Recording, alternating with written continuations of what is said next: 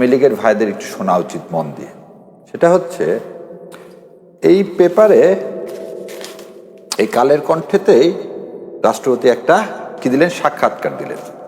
চুপ্পু সাহেব কি বললেন ওখানে, যে আমি বন্দি জীবন ছিলাম, আমাকে উপড়িয়ে ফেলে দেওয়া হচ্ছিল এবং বিএনপির সমর্থন না পেলে আমি এখানে থাকতে পারতাম না, আজকে একটা স্বাভাবিক জীবনে ফিরে আসছি।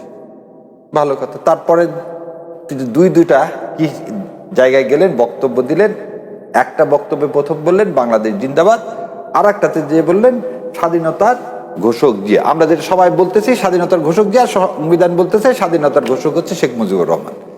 তা আমি এই কথাটুকু এই জন্যে বলতেছি যে জনাব তারেক রহমান এই রাষ্ট্রপতিকে দিয়ে সারা দেশের সামনে আওয়ামী লীগের চরিত্রটা কিরকম সেটা একদম প্রমাণ করে দিলেন এবং সেজন্য তাকে ধন্যবাদ দিলাম। কিরকম প্রমাণ?